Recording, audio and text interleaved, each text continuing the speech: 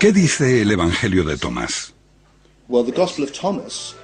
Bueno, el Evangelio de Tomás es una colección de dichos que prometen revelar algo. Lo que el oído no puede oír, lo que el ojo no puede ver, lo que ninguna mano ha tocado y lo que nunca se le ocurrió a ninguna mente humana. Bueno, eso eres tú. Tú eres lo que no puedes oír ni ver, tu esencia, el conocimiento mismo. Y creo que esta es la clave si quieres entender qué es el cristianismo y qué es el paganismo. Un viaje de autoconocimiento. Este era el gran precepto que el dios Apolo dio a los paganos en el oráculo de Delfos. Buscar la gnosis, el autoconocimiento, conocerse a uno mismo. Y lo mismo sucede con los cristianos. Lo que busca es la parte de ti que no puede morir. No es que se te vaya a dar algo que no tengas ya, es descubrir que ya eres inmortal. Porque tu esencia no es el cuerpo. Si descubres lo que realmente eres, descubres lo divino. Descubres a Dios dentro de ti. Parece ser un cuerpo, pero eres conciencia. Y esa conciencia da testimonio del nacimiento, de la muerte, porque todos los gnósticos, incluidos los gnósticos cristianos, creían en la reencarnación, y este proceso era un poco como despertar e irse a dormir. Estabas en un ciclo de cuerpos diferentes, yendo y viniendo, pero no eras el cuerpo. Eras conciencia que da testimonio de esto, de modo que jamás naciste y posiblemente no podrás morir. Todas las cosas separadas son expresión de una misma cosa. Así, todos los seres humanos son imágenes. Ellos usan la palabra eidolon, de un demonio o espíritu. ¿Un reflejo de lo divino? No tanto un reflejo, sino la forma en que lo divino se hace consciente de sí mismo. Para el Padre, ellos emplean el término la deslumbrante oscuridad. ¿Te imaginas la luz sin nada que reflejar? Es lo oscuro.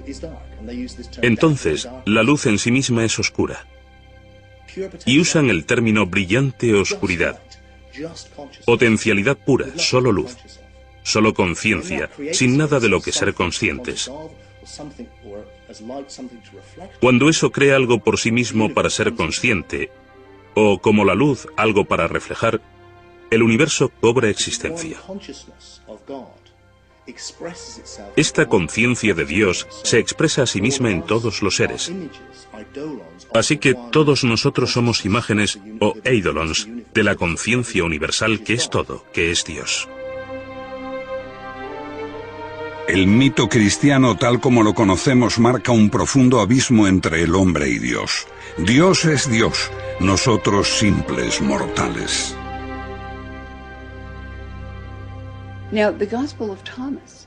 El Evangelio de Tomás tiene un mensaje muy distinto. Habla de Jesús como el Hijo de Dios y habla de los otros humanos, como de los niños de Dios que no son conscientes de haber sido creados a imagen de Dios. La luz divina que se creó antes de que el universo se creara, cuando Dios dijo, hágase la luz, la humanidad fue hecha imagen de esa luz. Y en el Evangelio de Tomás, Jesús habla como una voz desde la luz. Yo soy la luz que está por encima de todo. Yo soy el todo.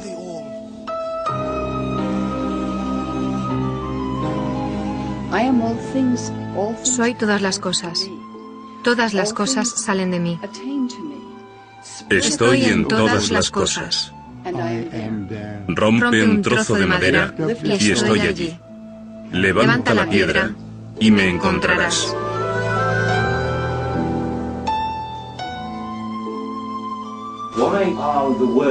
¿Por qué las palabras del Evangelio de Tomás, busca bajo una piedra y me encontrarás, son tan peligrosas para la Iglesia? Porque es panteísmo.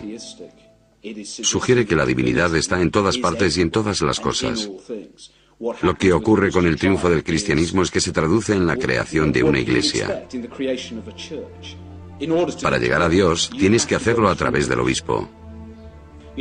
Si quieres construir una iglesia, tienes que decir que la salvación solo es posible mediante, desde y a través de la iglesia. Y el representante de Dios en la tierra es el Papa. Esa es la única vía, mientras que para los agnósticos se trata solo de ti, tú puedes hacerlo.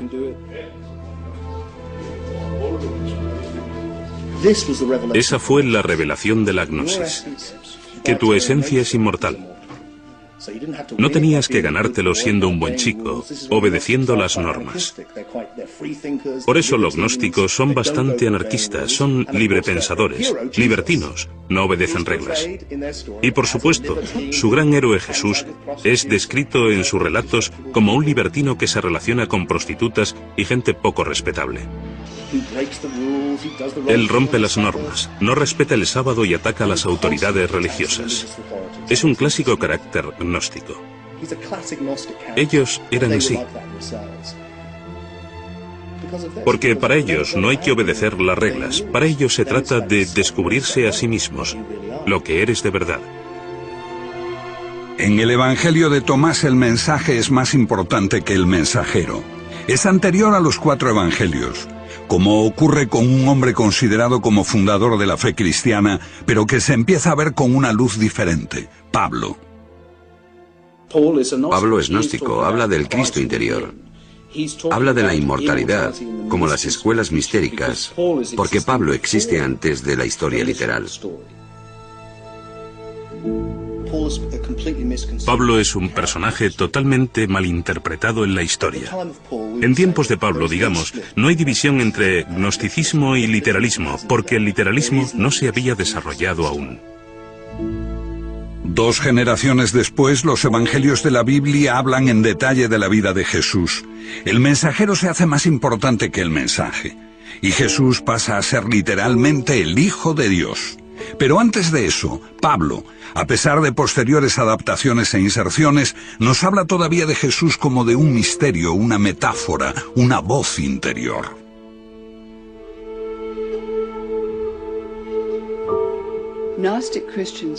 Los cristianos gnósticos creían que Pablo era su maestro, el padre de la Iglesia, Tertuliano, que despreciaba a los gnósticos. Llamaba a Pablo el apóstol de los herejes, porque los herejes, pensaban, amaban a Pablo, citan a Pablo, apoyan a Pablo, porque su enseñanza es muy misteriosa y a veces muy profunda. Si es así, el pensamiento de Pablo coincide con la mayor parte de las ideas elaboradas aquí. Quizá la ciudad más grande de la antigüedad, en la encrucijada de Asia, África y Europa, la ciudad de Alejandría. Alejandría en ese tiempo, la segunda ciudad del occidente. Allí se originó el gnosticismo. Allí vivían los egipcios, los griegos, y había más judíos en Alejandría que en Judea y Galilea en aquella época.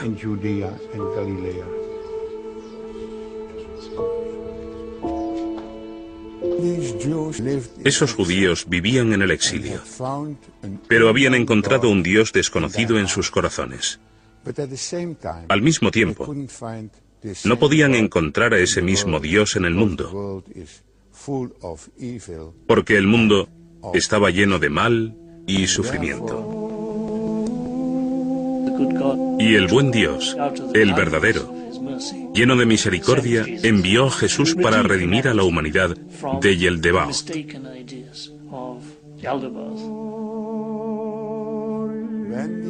Cuando esos judíos de Alejandría se hicieron cristianos, Jesús apeló a lo más profundo de ellos y dijo: quien se conoce a sí mismo conoce a Dios.